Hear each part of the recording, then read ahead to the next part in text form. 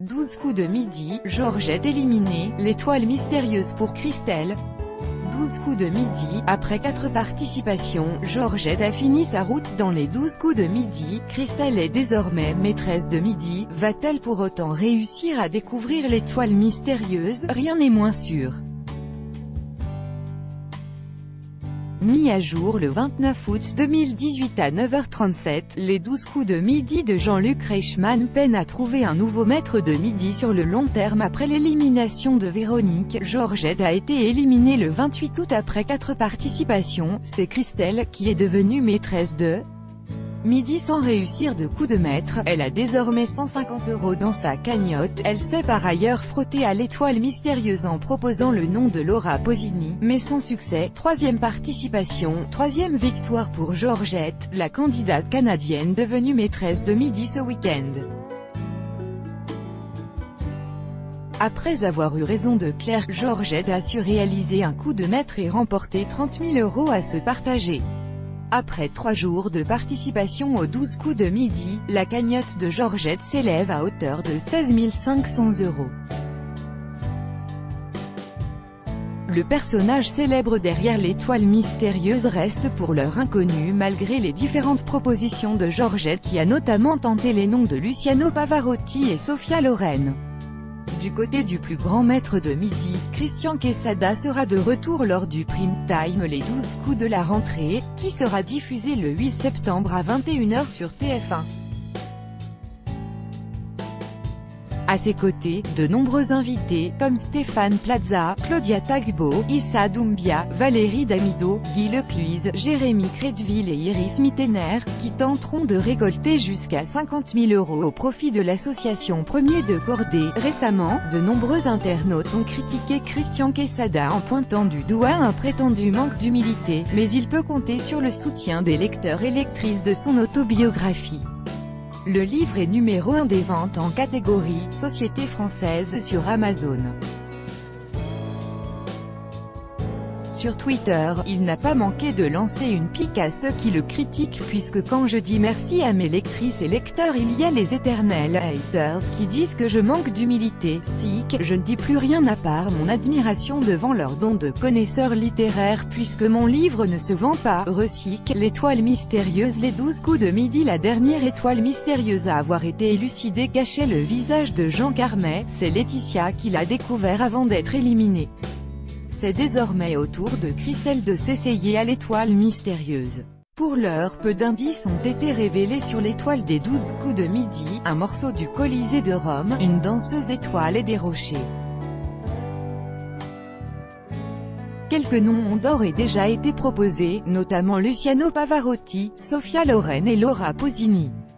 Mais sans succès. 12 coups de midi. Classement. Suite à l'élimination de Véronique dans les 12 coups de midi, le classement actuel des maîtres de midi restera figé pendant un moment. Christian Quesada reste le maître incontesté de l'émission avec 193 participations. Véronique arrive derrière lui avec 100 participations tout rond. Puis vient Timothée avec 83 participations en tout. Y aura-t-il un jour un maître de midi qui dépassera Christian Quesada? Seul l'avenir nous le dira. Quoi qu'il en soit, il lui faudra du temps pour grimper dans le classement, c'est une certitude. Jean-Luc Reichmann, les différents visages du présentateur de TF1 voire le dossier Véronique éliminé des 12 coups de midi après quelques semaines de rumeurs. L'épisode des 12 coups de midi diffusé le 21 juillet a confirmé que Véronique était éliminée de l'émission de Jean-Luc Reichmann. Après 100 participations, près de 450 000 € de gains, 39 coups de maître réalisés et 4 étoiles mystérieuses élucidées, Véronique devient la 2e au classement des maîtres de midi des 12 coups de midi.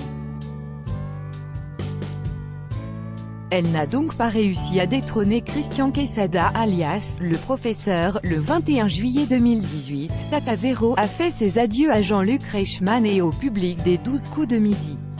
Au moment de l'élimination de Véronique des 12 coups de midi, l'animateur Jean-Luc Reichmann a publié un tweet d'hommage à la 2e plus grande maîtresse de midi depuis le début de l'émission sur TF1. Tata Véro, après 100 participations aux 12 coups de midi, c'est fini. Merci à vous Véronique d'avoir osé vous présenter 5 fois à nos sélections. Merci de nous avoir poussés dans nos retranchements pour rester encore plus à l'écoute de l'autre. Très bel été à vous. L'aventure de Véronique s'est donc arrêtée au bout d'exactement 100 participations. Côté gain, la maîtresse de midi a remporté un total de 447 226 €, mais ce n'est pas le montant exact du chèque qui lui sera remis, précise Voici. En effet, cette cagnotte fait état des différentes étoiles mystérieuses qu'elle a remportées dans l'aventure, au nombre de 4. Ces étoiles représentent des cadeaux de montant de 28 473 €, 31 413 €, 29 920 € et 24 720 €. Si on les retranche à la cagnotte globale, ces cadeaux en nature font baisser la cagnotte à un total de 332 700 €. Que va faire Véronique de tout cet argent? La maîtresse de midi n'en a pas fait de secret. Elle compte acheter une maison pour elle et son mari handicapé. Elle recherche une demeure de plein pied qui lui permettrait de mieux vivre avec son handicap. C'est dans un quartier de Grenoble que Véronique souhaite s'installer par la suite. Avec la cagnotte obtenue grâce aux 12 coups de midi, son rêve est sur le point de se réaliser. Véronique, maîtresse des 12 coups de midi depuis le début de sa participation au jeu au mois d'avril, Véronique, peu aussi surnommée Tata Véro, a atteint très exactement 100 participations à l'émission animée par Jean-Luc Reichmann. Après avoir cumulé de nombreuses victoires, la championne a été éliminée le 21 juillet 2018 avec une cagnotte totale de près de 450 000 € de gains et de cadeaux. Elle s'est ainsi hissée au deuxième rang du classement des maîtres de midi après Christian Quesada et ses 193 participations, un record absolu. Au sujet de son nombre hallucinant de participations, Véronique confiait à Téléstar, à plus long terme, ça va aussi changer ma vie pour ce qui est du logement. Actuellement, on habite au premier étage, dans un appartement.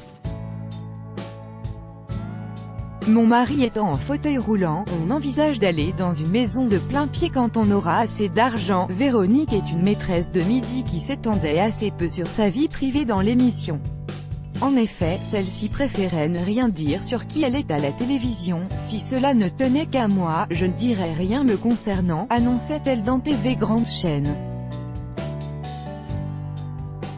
Elle expliquait par ailleurs que, lorsqu'elle se livre un peu trop, elle demande à ce que ça soit coupé au montage.